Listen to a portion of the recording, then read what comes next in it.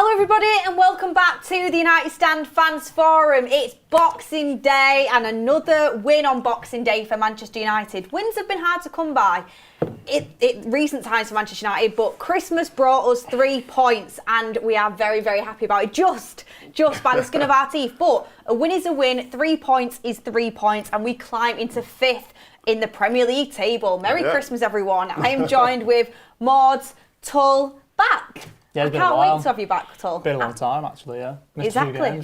Good Christmas? Oh, great Christmas. How about you? Amazing. Great to have you. And Ricky as well.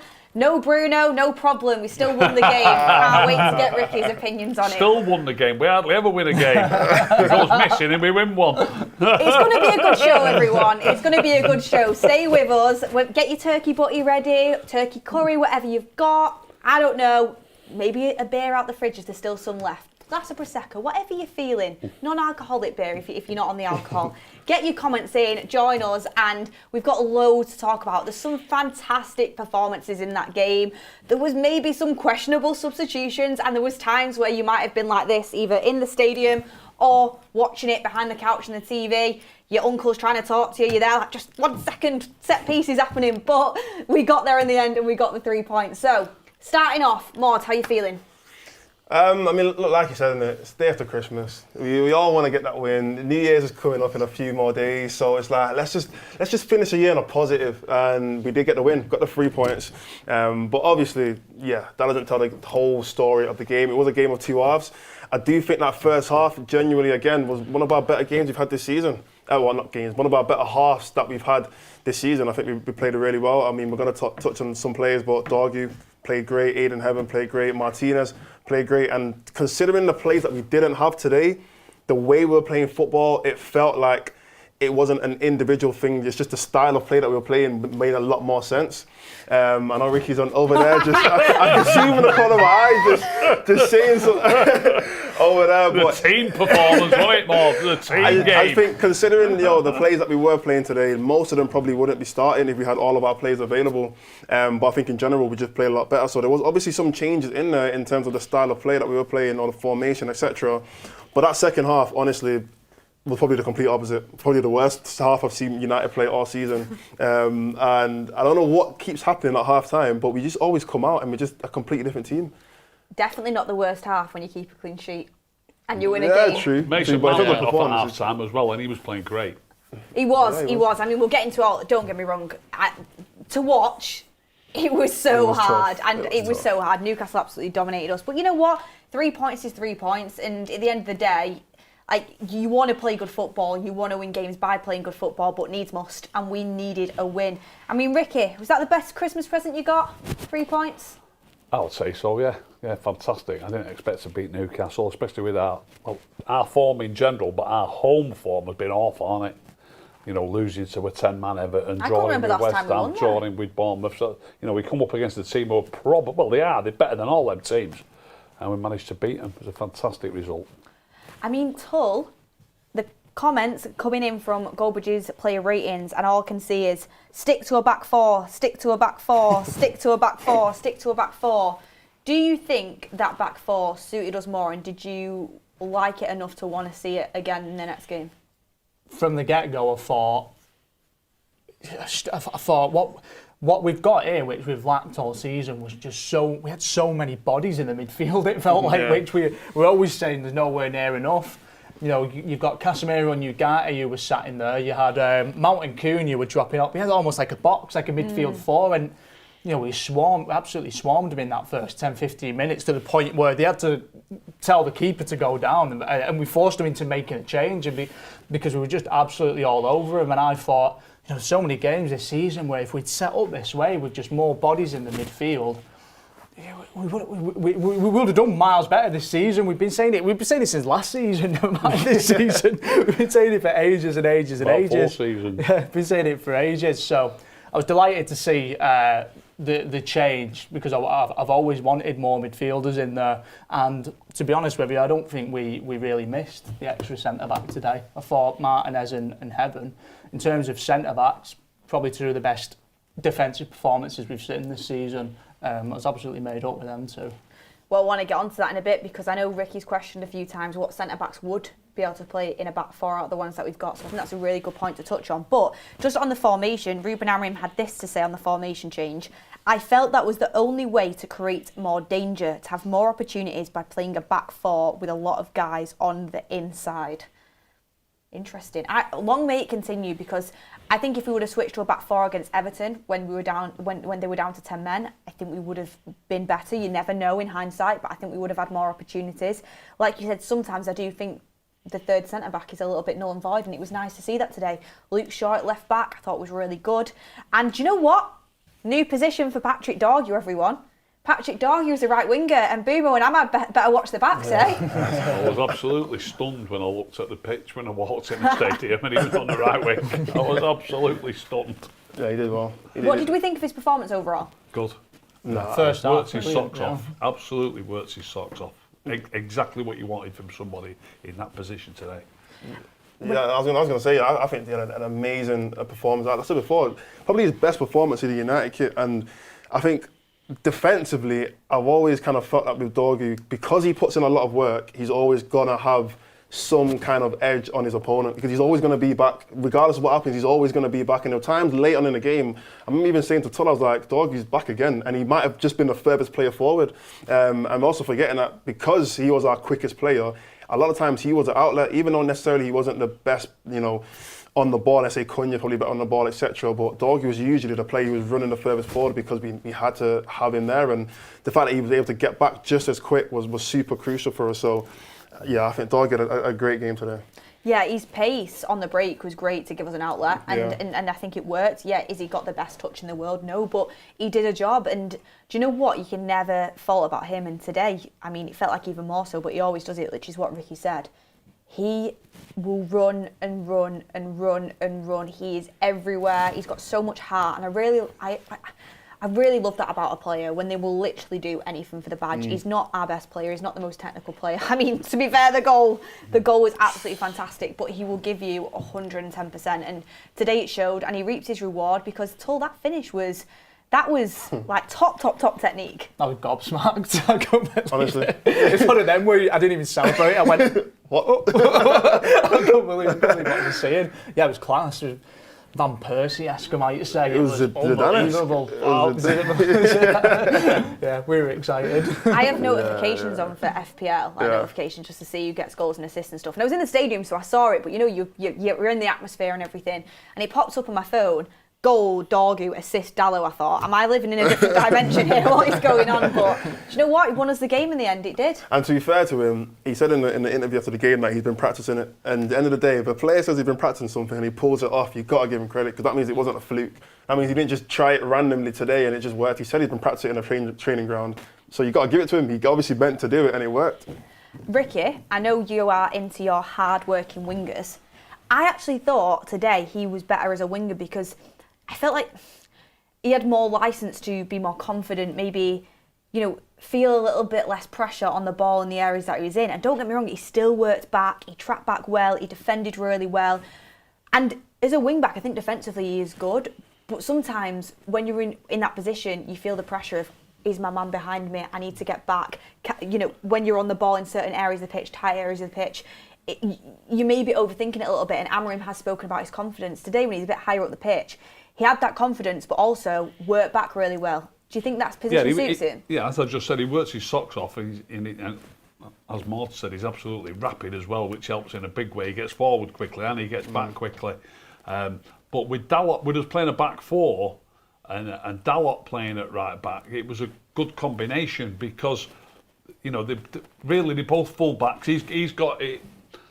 He's got the mentality of a fullback, Dorgu, even though he likes to get forward. He's got the mentality of a fullback. I prefer to see him play at left back, but he certainly he played on the right today, obviously, but as a right winger. What a few decent right-footed crosses in, didn't he? And he's doubling up with the fullback then, and he made it doubly difficult, because they've got pace on the flanks as well, and they got you know, obviously Gordon was a right-hand full, wasn't he? But Dorgu was doubling up with him. And Me and Mordzs. He did a great job. Me and Mordzs spotted, we were saying, when we were sitting in, Dorgu and Dallo were within 5 yards of each other for pretty much the whole second half. So it was a double-up job, really, on the window, wasn't it? They kept thinking he was going to go inside on his left foot, but then he was doing him going on his right. I was like, go on. Put your foot right cross in, and it was rolling across the ground. Proper dangerous. Yeah. I think one of them actually went to Sesko, and he should have maybe done a bit better than it. Yeah. A proper threat. I mean, DJ D Booge says, Beth, put some respect on Dorgu, new position. If he plays like that every week, I won't have a problem, I won't. And do you know what's really interesting? I genuinely hadn't seen this quote before Amorim spoke. He said,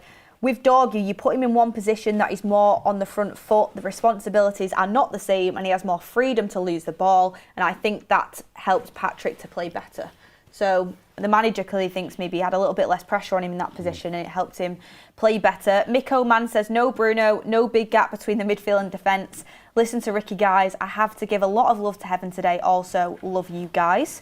Yeah, we will get on to all of them points. Ayden says, great win. Subs very confusing, head scratching at times, but good win. Great to see youth come through. Is Martinez a better captain for us? We'll talk about it. Davide says, does Tul... He's giving you a few compliments, Tul. He's saying you're a dreamboat. Cam Chaz says, Tul and Ricky, goated panel. Merry Christmas all and Happy New Year in advance. Callum Donk says, we need to stick to a back four. Also, Dorgu was amazing. Mr. Miracle says, if Bruno played instead of Ugarte, we would lose today. Easy. Dennis G says, please talk about how good the butcher was. Amank957, welcome to the United Stand Members Club, and Mr. Sausage, welcome to the United Stand Members Club as well. Thank you everyone for getting your super chats in. We'll come back to them in a second. I do want to talk about Bruno and Ugarte, but I think first and foremost we need to give certain people their plaudits, and I'll start off with who was the man of the match on, I think it was Sky Sports, the game was broadcast on today, and it was Ayden Heaven. £1 million Ayden Heaven, young player, and Ricky, I know you're very, very particular on your centre backs and the way that they play, but were you impressed with him today? Absolutely, I thought it was fantastic. I was nervous to start with. We normally play with three, and I've said this on here many times. I know our manager plays with the three all the time, but most managers, if they play with a three, it's because they don't trust anybody to play in a two. You just safety in numbers. The more people you've got there, the more difficult you should be to score against, and I'm sure that is the feeling of a lot of managers when they do that. And for him to trust him playing in a two, and for him to do so well, credit to the manager. Ayden Heaven had a fantastic game. Well, I was going to say, you oftentimes have said, are any of our centre backs capable of playing in a back two? Would you trust Martinez and Ayden Heaven together again? I would, without a doubt, but don't, it doesn't, what's the phrase? Doesn't, I can't think of the right phrase, but it doesn't necessarily mean it'll be great next time. But I'd definitely do it again, without a doubt. But I wouldn't start thinking, that's it, that's the answer. It might be, but one game is not enough to go off. Yeah. And also, what happens in football, real steely performance today, under pressure, they've got the ball all the time. Maybe next time, we're playing Wolves, aren't we, next week? We might play in a game where we've got more of the ball and maybe there's a lapse in concentration. Tonight, you cannot lose your concentration, not for a second, and we could come unstuck against a weaker team. Hopefully not. I hope it goes on fantastic, but I'm not going to get carried away on one game. But it was certainly fantastic tonight, and I certainly won't be against him doing it again. Well, Lisandro Martinez took the captain's armband, and Tul, I thought it was an absolutely fantastic performance. He was an absolute beast. He was winning everything. I thought he led super well from the back. Do you think Martinez is looking back to his best self? It's early days, but I think he looks sharper than he's ever been. I was really surprised from the little 10-minute, 20-minute cameos he was getting, how sharp he actually looked when he had the ball at his feet and winning his headers. I've just been waiting now. How long is it till he thinks he's ready to start? Is he just being extra safe? I think they've done the right thing now, in hindsight. We were getting a bit like, gosh, he's been in training for ages. How long is it going to be till we see him? But they've obviously made the right call because he's come in and he looks ready. And that's a massive bonus to us right now with the injury crisis we've got at centre-back. So I think right now that position is Martinez's. You're only as good as your last game, aren't you? So I'm expecting Martinez and Heaven to play in that game again against Wolves. And then Luke Shaw as well, I thought he was excellent in the back three. I mean, Ricky, worried about his injury? I mean, you saw something, didn't you, in him? Yeah, I saw him up a minute or two before he went off. I knew he was going to have to come off. Obviously, I've no idea. Hopefully, the manager says it's next to nothing. But he tends to come off pretty regularly, doesn't he? 4, 5, 6 minutes before the end. But tonight, I could see he's going to have to come off here without a shadow of a doubt. And I also looked at the clock, and there was only 2 or 3 minutes to play plus injury time. And I thought, hopefully, we'll be all right. Malassi again, a little run out as well. Not seen him for a while, have we? Didn't let us down, did he? It was only 7 or 8 minutes. I don't even want to. Sorry, Dad, but I'm going to say it. My dad texted me saying, "Is Amorim trying to throw the game?" Like, I'm genuinely being serious. No offence to these players coming in. You know, Fredrickson, good young player, but Malassi, I mean, I reckon, you know, I don't think my dad even knew he still played for us, to be fair. Yeah. And then the Casemiro substitution as well.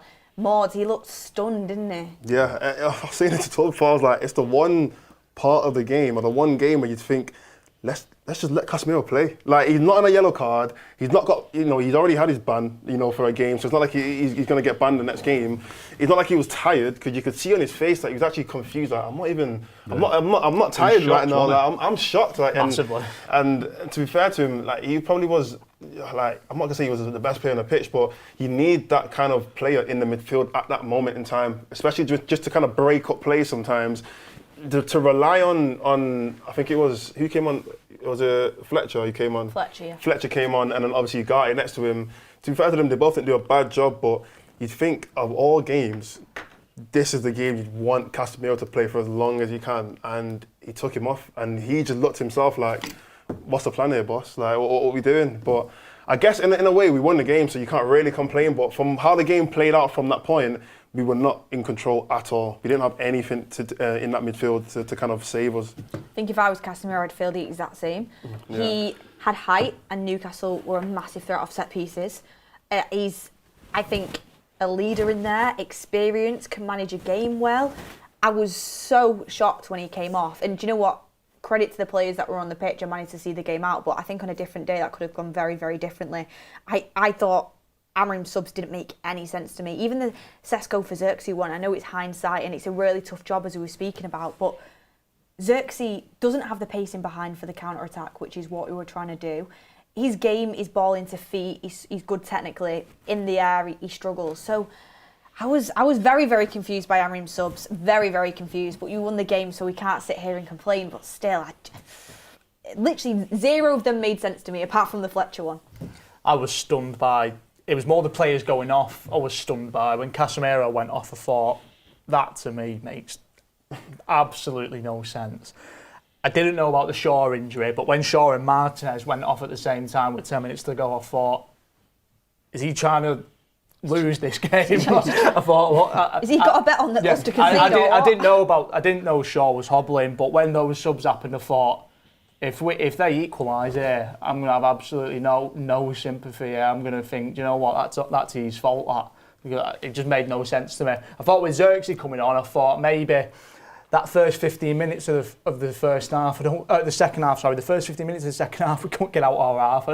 Which I think we must have had the ball in their half for about 30 seconds out of the first 15 minutes. So I thought, maybe getting Xerxes on to try and hold the ball up. You know, when he's having a good day, the ball can stick to Xerxes. I thought that was the thinking, but it didn't really work, did it, today?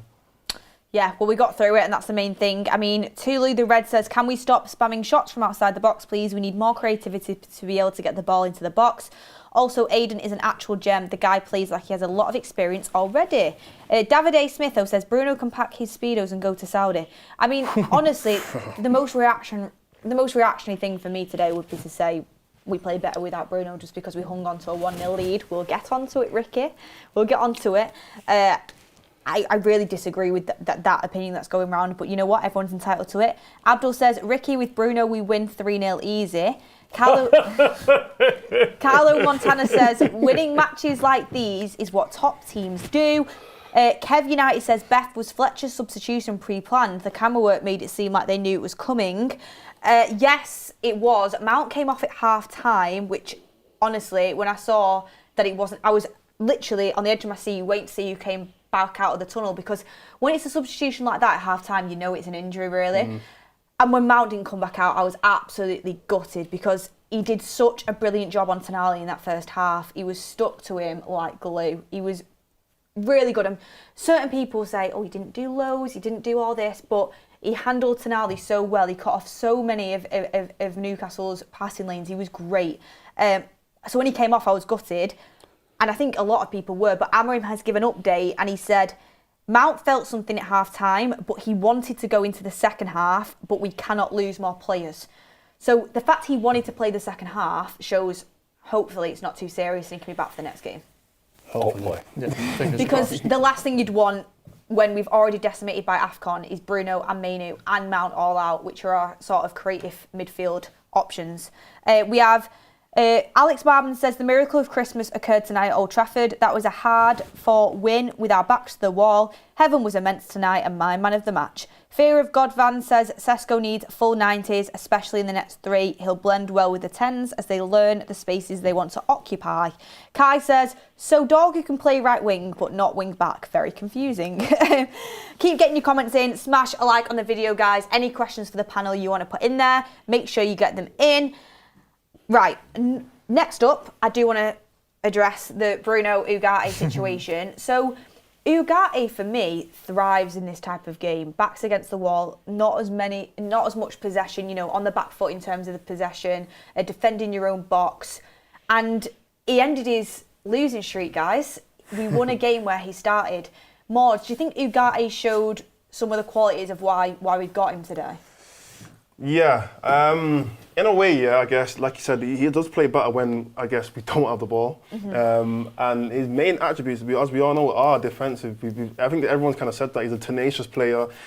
He gets back very, very well. He's good at interceptions. He's good at tackles, all these kind of things, which are all defensive actions, which we can all appreciate. The reality is, though, as United, we want to play games where we do have the ball. And I think that's the problem is, if you are going to be playing Ugarte in particular games, you're kind of saying that, okay, I expect us to not be the best team in this game. That's why I'm playing Ugarte, which really and truly that is kind of a backwards way of thinking.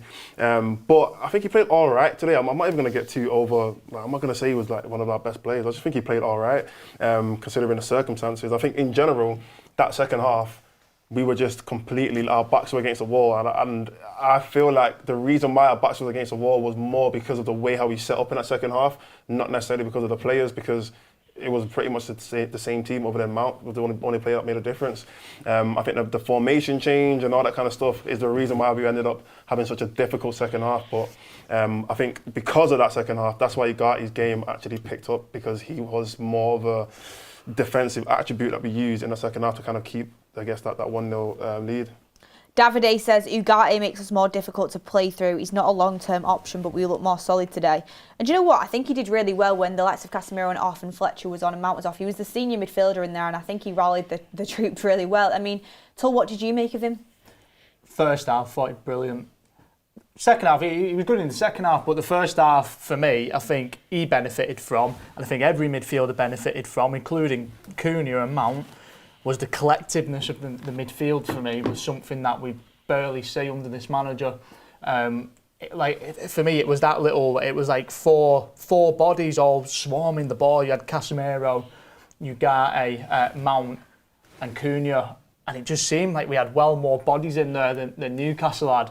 And I think it's too easy to say Mount coming off's the reason why we played, nowhere near the same level in the second half. But I think we lost that collectiveness in the midfield that, Mount brings that, the work off the ball. And Fletcher's, it's his second time on the pitch for United. So, I think Ugarte, along with all the other midfielders today, class off the ball. I was really happy with the work we were putting in off the ball, especially in that first half. One thing to note, though, is it's a clean sheet. We don't keep clean sheets. It's something to look at, because we really do not keep clean sheets. So, you need a little bit of luck. And Newcastle very threatening. It's not a coincidence, but you also need a little bit of luck. Yeah, like on another day, definitely could. I mean, at the end of the game, I was thinking, fucking hell, another team would have put us to bed here. I feel like thought Newcastle, attack-wise, I thought Gordon, to be honest, had a bit of a poor game in terms of his output and his delivery. I think other teams definitely could have put us to the sword. However, clean sheets don't happen very often here, so I'm buzzing with it, me. I will say though, yes, they had a lot of possession in the second half. Yes, we suffered in the second half, and I do think in the end we probably weren't lucky not to concede. They battered us in all areas of the pitch in the second half, but not in our box. I thought we defended our box really well. Like, there was no like huge chance. I think there was one where it deflected off, like from Shah's. The corners shot. Probably were the corners were shaky, were hard, but we defended them all, and there was. It's not as if it was like. Does anyone remember like huge saves Lammens had to make? He made good saves, yeah, but there wasn't any like huge saves he had to make. There was a couple in the second half from really narrow angles. One that went like a rocket right at the keeper, and he just stuck his hands up. He was brilliant today. That was brilliant. But there was also another one from a dead narrow angle that sort of trickled across the line almost and just went out by the post, and we got a goal kick. So Lewis might have a chance as well that he missed as well. I think they had a few more chances than you're making out, Beth. Really. No, they had a lot of chances, but there's none where I was like, wow, we've been our goal has been peppered. Do you know what I mean? Yeah, like, but I think it's just because we had about 7 players in the box, just just defending everything, and they had 46 crosses. So their game plan was clearly just put the ball in the box and try and win the header because they've got obviously a lot taller players than we had. So I just think their method of trying to score a goal probably it wasn't, I guess, the greatest because you're firing all these crosses in and we've got like 10 players in the box. We're just going to keep on winning all these headers and just making it really difficult for them. So yeah, they were definitely on top. I think they had 76% possession or something like that in the second half, which is crazy. So yeah. Can I go back to the Casemiro and Ugarte combination? Because there's been a thing knocking about, I think you mentioned it on the build-up show, that have we lost the last 7 league games that Ugarte has started? Yeah. I don't know how many of them he started with Casemiro, probably 1 or 2, but he probably started a few with Bruno as well. But if we go back to Rude's little cameo, 4 games in charge, he picked Ugarte and Casemiro every game. And they won 3 and drew 1, and I think it was against Chelsea, the draw, was it? It was a tough game anyway. They won 3 and drew 1 with Ugarte and Casemiro as the 2 holding midfield players. And we've played Ugarte and Casemiro tonight and got a great win against Newcastle, and we need to do it more often. That's my belief. I think you need your 2 CDMs to want to play there. So when I walked in before, I said to you, he's better than Bruno. And people were going, what? You spend 96% of the match as a player without the ball. That's a hell of a long time without the ball. What you do when you've not got the ball is more important than what you do when you have got it. And I was watching him and he was keeping 10 or 12 yards from Casemiro all the time. He was pushing forward to put pressure on, and they'd pass it wide and he'd tuck back in, and they worked as a pair. And Ugarte tonight, unlike Mordzs, who said he was okay, I thought he was absolutely fantastic, and I thought he was an absolutely vital part of the win. And when he took Casemiro off, I thought we were doomed. I really did. But obviously Ugarte kept going, and as you've said, Beth, he's next to a young lad then as well. So how we got away with it in the end, I've no idea, to be honest. We was under a hell of a lot of pressure. But I thought Ugarte was fantastic tonight, and I think he needs to start the pair of them more often. I would love to see Bruno in front of that. That combination. Instead of Cunha or Mbuemo. Instead of play how we played today, but every game. As in, like, why are we gonna go back to playing with 2 10s? And we played with a right winger today. That's true. That's fair enough. I'm pretty sure. I mean, is he gonna though? I mean, I'm saying that because of how he normally does it. Did Ruben not play with a 4-2-3-1 as well, or like a 4-3-3? Yeah, he did. So it was the same thing. I'm sure Bruno probably started in that midfield as well. Yeah. So the same thing with Ugarte, Casemiro. Bruno was still on that pitch, and we won every game. We've got Mason Mount as well to fit in there, haven't we? End of the day, I mean, you say this all the time. Not everyone can play. Only 11 guys can play. You need a good bench. You need good players in and around the pitch. So because today we didn't really have much bench option, as we saw through the substitutions. But Davide has said, Ugarte makes us difficult to play through, and that's an important thing. Look, if you're playing a 4-2-3-1, you've got your back 4. Say if you had, I'm not saying Ugarte should start every game, but if, for example, if you did have Casemiro and Ugarte there, you could then play, Cunha off the left, Bruno down the middle, and Boom off the right, and then Sesko up front. You could even play Ahmad off the right and Mbeumo up front, or Cunha up front with Ahmad on the left and Mbeumo on the right. There's loads of different combinations you can do, but it's not as if you have. If you are playing a more compact midfield duo in Casemiro and Ugarte, it doesn't mean that Bruno can't play. I think Bruno will play, and I think he's a really important player for us. But I've said all season, I do think that Amorim is playing him out of position. I prefer him further forward. I think Bruno as a player is like 10, 15 times the player of what Ugarte is, but Ugarte... Not at number 6 he isn't. Ugarte does a different job in the number 6. Exactly. It's like you said, it's a team game, and it's how players complement where you stand on the pitch, it's the space that you fill. It's the space that... I noticed one incident in the first half where Ugarte had run forward and he's run back and he's now halfway inside our half, and a Newcastle player has got the ball and Ugarte's moved towards him, but he's from here to that camera, there's a few yards between him and the player, but he's just in position, and the player turned round because Ugarte was there and he passed it to the wing, but he missed the winger and it went out for a throw-in. All Ugarte has done is be there. Too often with Bruno, it's not there. And he passed it, the Newcastle player passed, all Ugarte did was stand in front of him, and Casemiro went up to him and gave him an high five for standing in front of him. You've got to be in position, it's the most important thing. Look, I don't disagree with how well Ugarte played today. My only thing is that I don't even want to be this guy in it, but let's just not forget the other how many games that Ugarte played and not understand, like I said before, if we are playing a game where we are the better team, especially when it's a more competitive game, like today should have been, in my opinion, way more competitive. I feel like that second half is just completely switched. The whole game should have been a little bit more competitive. Mordzs, please. We're not beating ordinary teams, are we? What do you mean? And we're not playing with 2 proper 6s, and we're not beating ordinary teams. So you're saying that we want to play... I agree with you, we do want to play more on the ball, and we do want to take teams apart, I agree. But we didn't play with 2 proper 6s when we lost to Everton. We didn't play with 2 proper 6s when we drew with Bournemouth and let 4 in. But you can say the same thing about the last game, though. We didn't play with 2 proper 6s when we drew 0-0 with West Ham. We need to play with 2 proper 6s, whoever we're playing with against. And those 2 6s need to want to be there.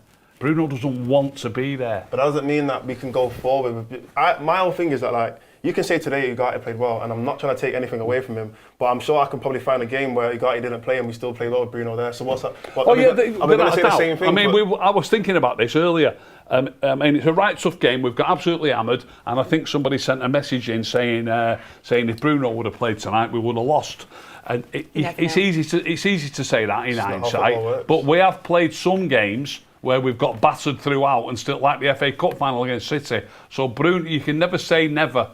It can work. I just believe if you've got 2 proper 6s who want to play there, you'll get better results more often. Yeah, no, that's facts. I think everyone already agreed that we do need 2 6s anyway. I don't think anyone's ever said that Bruno's position is a 6 and he should play as a 6 for the rest of his time at United. I think everyone's already admitted going into summer we need midfielders. My whole thing is this season we're clearly not gonna have that. So if you'd say to me next game, let's say Bruno was available, who would you start because of how he got to play today?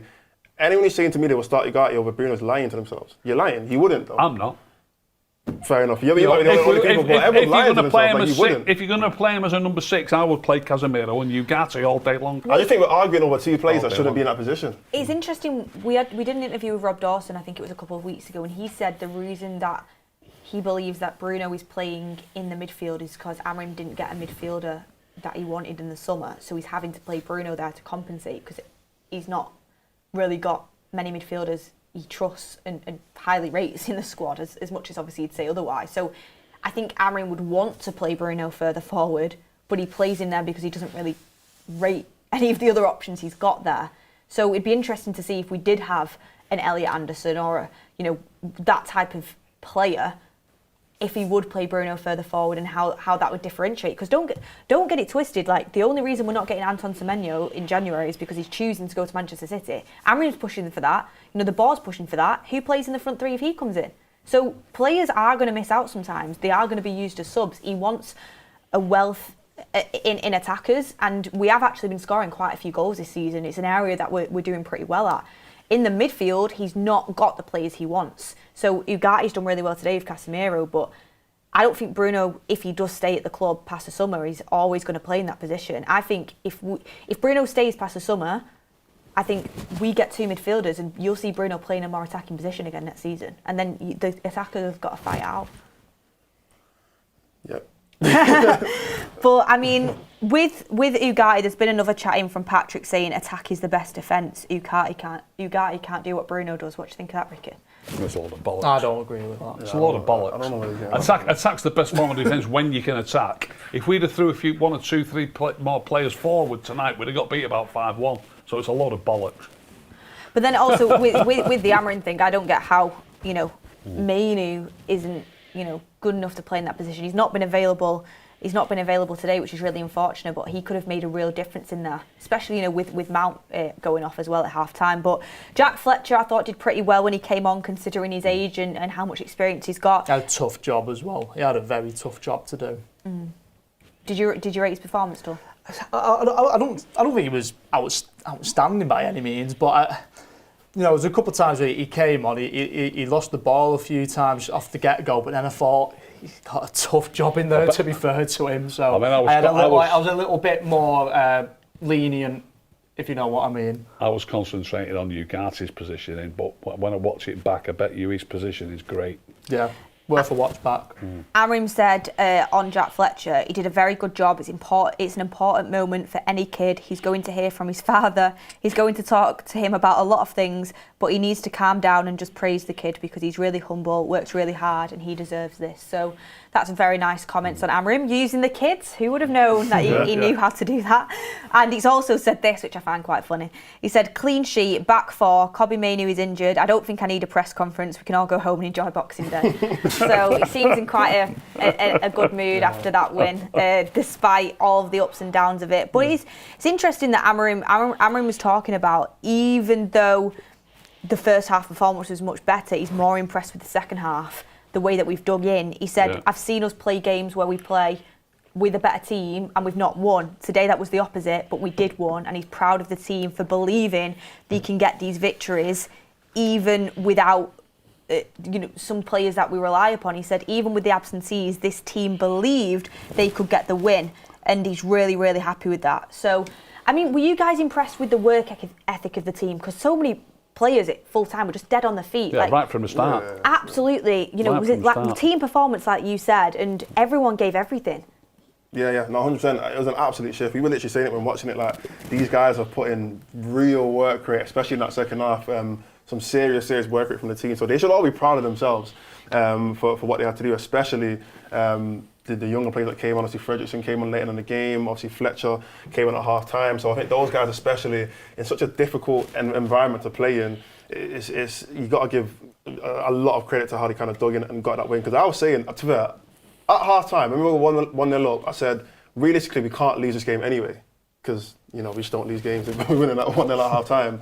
But there was one point in the game I was thinking, we have to put in some kind of a different level of energy if we want to actually not concede a goal, because Newcastle were literally just all over. We couldn't even get a counter attack. It looked like we couldn't get past our halfway line. So I was like, we're going to have to put in a different level of I'm going to. You have to kind of find something that's not there. Even a player like Malacia came on the pitch, and I remember thinking, what the hell is Malacia playing on the what else is he doing on the pitch right now? But I was watching him, I was like, you know what, yeah, he's running around, he's trying to figure out what to do, and at the end of the day, we didn't concede anyway with him on the pitch. So I think everyone in there, you got to give them a little bit of credit for digging in and finding that extra energy to get the game over the line. That's the point, isn't it? Get a goal in before half-time. Football heritage will do the rest. Game's over. I mean, another quote from Ruben Amorim, and this was on substituting Casemiro, which I think is quite interesting, because I think everyone was baffled by that. He said, I didn't want to take Cunha off because he was the only player helping us relieve the pressure. Jack Fletcher was still fresh, and Ugarte had more energy than Casemiro. Newcastle were running a lot, and I felt Casemiro might struggle to cope. Fair enough.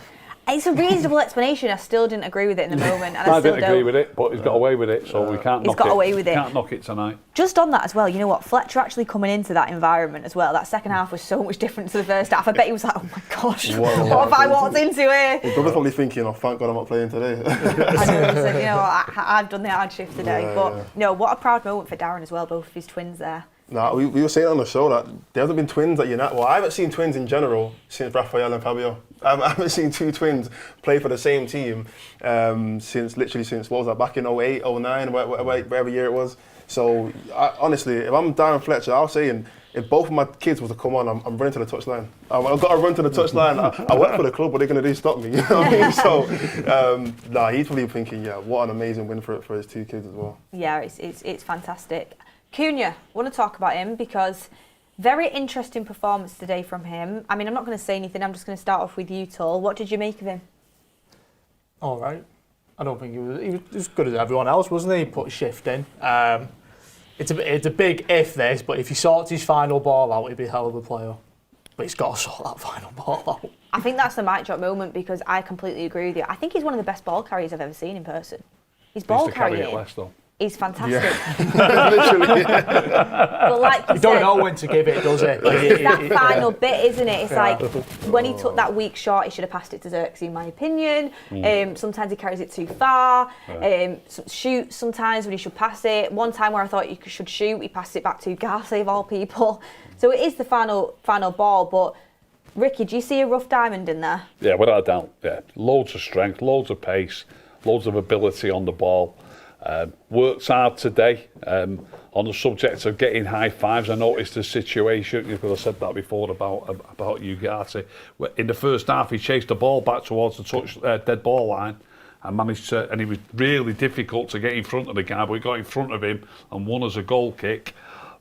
Dalot, Martinez, Casemiro and Ugarte all came over to him and give him a pat on the back. So his work rate today was fantastic. Yeah. We couldn't have won it without him today. The manager's right, but Mordzs has just been speaking about us taking the game to teams. When we take the game to teams, he needs to change his game a little bit. Yeah, I agree. I've said it loads of times, and obviously Ricky agrees. Sometimes Cunha's thing has always kind of been, I am a great individual player. And if you need me to take the game over, I'll do it. You know what I mean? Like that's kind of been his game since he's been at Wolves, because that's what he's had to do. And I think today was his perfect example of how he can do that. He did try to take the game on his back and make something happen, which at the end of the day, we ended up winning when Cunha was our main guy. Yeah, so you couldn't have asked more from him. There's a couple of decisions he could have done better, but you couldn't ask more from him. And the same applied at Anfield when we played Liverpool away. Yeah.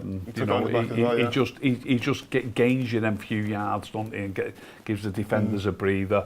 So he's brilliant at that. But when you are taking the game to teams, he needs to pass it a bit sooner, a bit more often.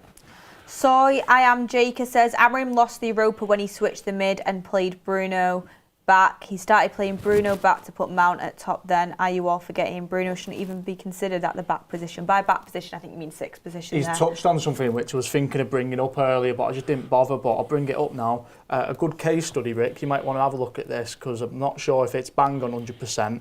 And I'm not sure if it might have just been in the later stages of the knockouts in the Europa League last year. But I remember us playing Casemiro and Ugarte all the time in that Europa League run all the way. And we had some fantastic performances, by the way. Bilbao away, Lyon away. We had some great performances. Right. And we had Casemiro and Ugarte in there every game until the final.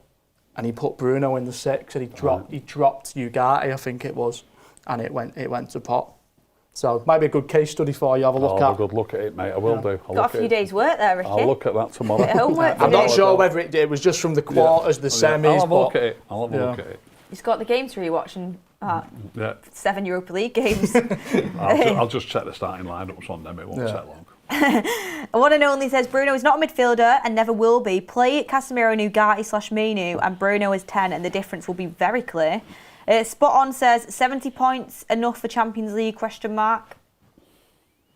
points enough for Champions League? Yeah, easy. Yeah. I can't even remember these things. I think 70 gets you, but I don't think 70 is a long way away. It's a long way away. Long way away. I don't even we probably are on course to get 70 points though, based on how many points we've got now. Yeah, maybe. What are we on? I mean, we're halfway through now, aren't we? Just before halfway through, we've got about 36 points. So. Let's be positive and say we'll take 3 points from Wolves and use that as our baseline. So is that 32?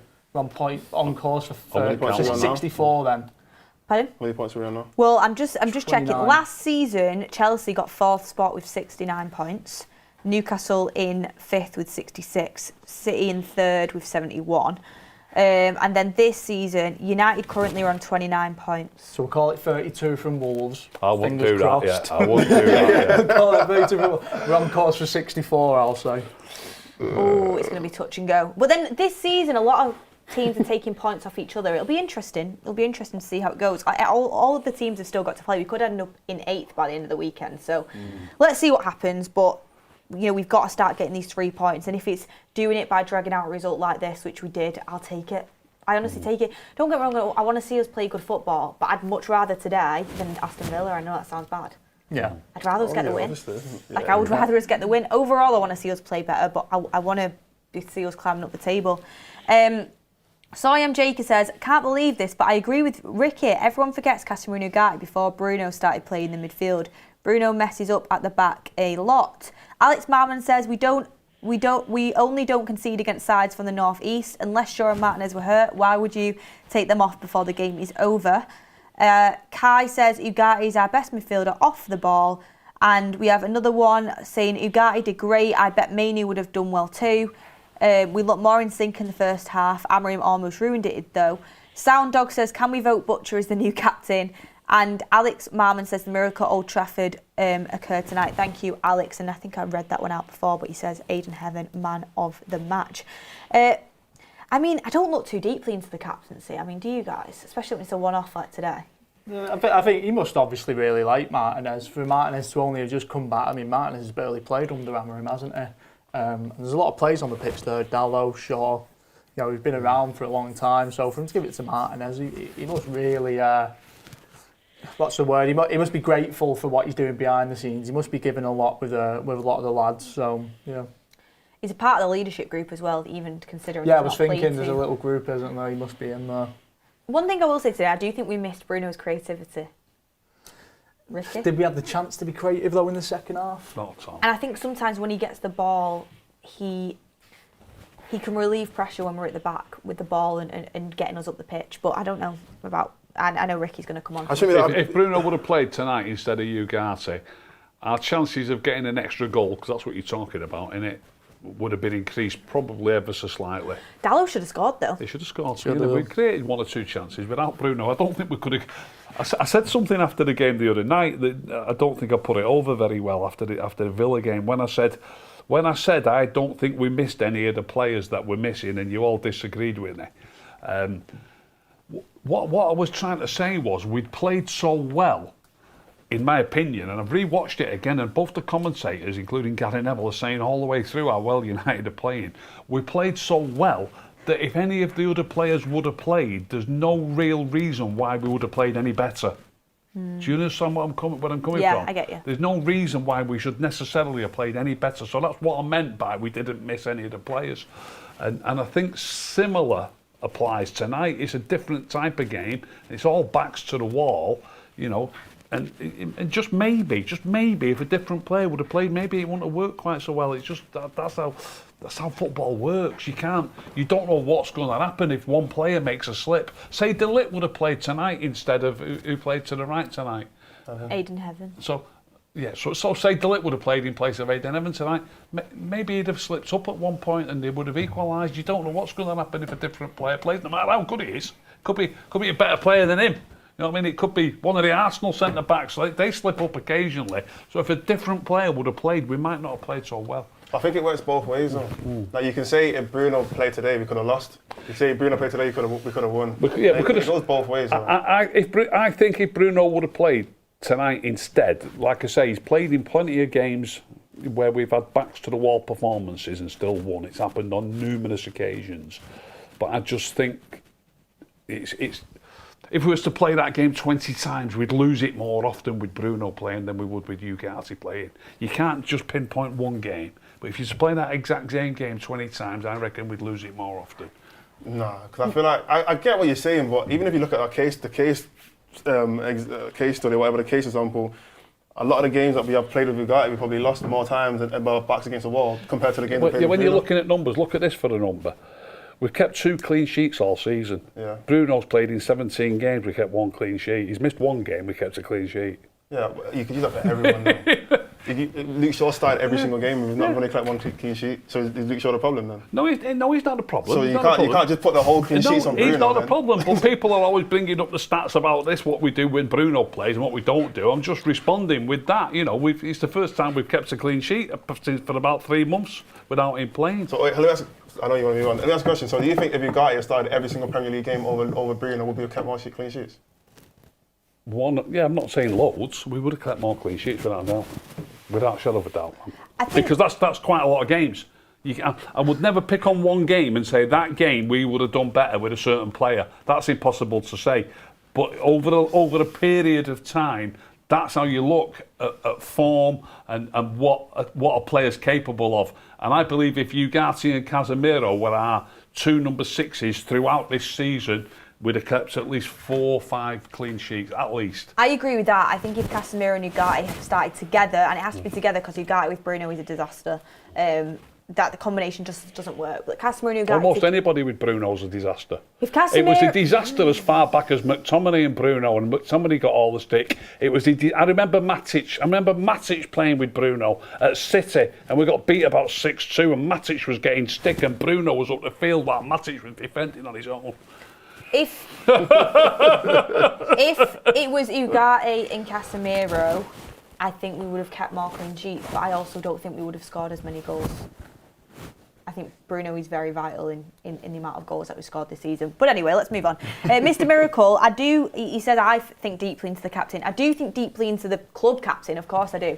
Just not the captain when the club captain's injured, you know what I mean? I don't deep that much. But yeah, I know everyone's got very, very... different opinions on whether Bruno is a good captain or not. I think he is. Some people might think he's not, and that's down to personal preference of what you want your captain to be. Interesting what Ruben Amorim said on Ayden Heaven. He said, I'm really pleased with Ayden Heaven. You can feel he is improving every game. He was not playing, but he trained really well, and sometimes you just need to train well to be ready when the opportunity comes. If he continues to play like that, it's going to be really hard for somebody else to take his place. Fair shout. It's good, that, isn't it? Fair shout, yeah. That's basically saying, if he continues to play like that, he's not getting dropped out of his team. He was fantastic today. Yeah, so fair play to Ayden Heaven. And he did a post-match interview and he came across like a great character, a great guy. And I wanted to bring in what he said, actually. He said that a club like United should be in Europe, and United's aim this season is to be back in the Champions League and even the league. Who knows? Obviously, a bit tongue-in-cheek there. We're not winning the league. But Champions League, do you guys think we can get it? Too early for me to say. It's tough. Yeah, it's tough. There's a lot of games left to play. We could go and lose 4 games in a row, and it's off. Or we could go and win 4 games in a row, and we're looking comfortable. So yeah, a lot of things could happen here. Still early in the, I seen a picture the other day of the league table from I don't know what season it was, 2020 maybe. Sheffield United were in 4th place or something like that at this point in the year, and then they finished bottom half of the table or something like that. So there's still a lot that can go on in the next half of the season. Absolutely devastates me. Them Everton, Bournemouth, West Ham points dropped. Oh, we could be right up there, seriously. Even against Villa, I think we should have got a point out of it. Yeah, I agree. But that's football, isn't it, Ricky? Do you think? Is that football? It's definitely football. No, do you think we can get? So we can get Champions League? Can we get Champions League? Yeah, we can get Champions League, but these next few weeks are going to be tough without, it's difficult going forward for us, isn't it? With no Bueno, no Ahmad. They're two of the most vibrant players in the attacking, and I know it's a team game. I don't want us to pass the ball around well, but they are 2 big misses there. So it's going to be a struggle these next few games. Look, we've just had a fantastic win tonight. It wouldn't surprise me one bit if we didn't beat Wolves next week. Wouldn't surprise me one bit. Didn't beat Wolves. I wouldn't be surprised, no. Wouldn't surprise me. I'm not saying we're not going to beat them, but it wouldn't surprise me if we didn't. Can we get top 5? We can get it. I'm not going to say we're going to, though. Yeah, I think it'll be really tough. I think we'll get Europa League. Champions League will be tough. Mordzs, what do you reckon? Yeah, I'm going to say it. It's just too... I think the top 3 have kind of separated themselves a little bit now. Aston Villa, City and Arsenal have separated themselves a little bit from everybody else. And I think after that, you've got about 5 teams, maybe even more, that are all trying to compete for those last 2 Champions League places. So we're going to have to get wins like this against Newcastle, get wins against Chelsea, get wins against who else is in around there, Sunderland and Liverpool. We're going to have to get these wins against the teams that are in these conversations, because yeah, it's great beating the other teams. You need to win the other games, but if we lose to all of the teams that are around us, they're just going to keep building the gap further and further and further. So I think these head-to-head matches are the ones that are going to become really crucial to the end of the season. Absolutely. And quickly, before we do man of the match, I just want to give a big shout out to Lammens today. Yeah, class. Really happy with him today. It was a great game. Honestly, he deserved a clean sheet as well. Deserved a clean sheet so much. It's actually, I think this is his first clean sheet, I think. No. Second, he got his first debut at Sunderland, didn't he? So it's his second clean sheet, and to be fair, I feel like he's deserved more. I feel like he's actually been very, very good for us. There were times in the game where, like I said before, Newcastle put in almost 50 crosses, and a lot of them Lammens was claiming. A lot of he was either punching them away, or he was claiming, or he was making it difficult for the opposition, for Newcastle's team. So he's probably one of the biggest reasons why they actually didn't get any good chances or good opportunities in the box, because he was just such a commanding force, and we've not had that in a very, very, very long time. I loved seeing that, mate. I loved seeing him come out catching them, because even, Joe, I used to like David De Gea, but he used to do me head in when he used to punch it. He used to run out and punch it instead of catching it. And I just used to think, surely you can just learn how to catch that ball. But I loved seeing that today. I thought it was class. I mean, it must have took so much pressure mentally off the back line as well. Do you know what I mean? Knowing that's what they've got behind him rather than Onana. do you know what I mean? Pair of hands, isn't it? Oh yeah, massively. Yeah, I love seeing him today. It's like there wasn't any like world-class saves, but he was just so reassuring, like you said, like commanding, coming out for crosses. I mean, he even caught some like really powerful like shots at some points. He was really good. And there was a corner as well at Stretford End where I was, where it was a very, very quick reaction save to I think it was his bottom corner. He did very, very well. There's a few of those scrappy ones on the 6-yard line from corners, George Papp says, can the panel pick their front four attackers in a 4-2-3-1 system moving forward? We're out of time today, but I'm definitely going to do that on the next show. I think that's a really, really good question, and we'll do that on the next show for sure. So stay tuned for that. Man of the match, guys. I'm going to go with Dorgu. I think he deserves it. I think considering how much criticism he gets from a lot of people, I think today he did a really good job, so you got to give him some credit. Tul? I'll go with Martinez, because I think Rick will go with Heaven. So I think there's a few who deserve a good shout. So yeah, I'll go Martinez I think today. all them players you've mentioned were all fantastic. Dorgu, Heaven, Martinez. I'm going to go Ugarte. He loves it, doesn't he? He loves it, doesn't he? I was going to go for Martinez, but I'm going to go with Heaven just so we've got an all-rounder, because I think Heaven absolutely deserves a shout-out. I mean, so good.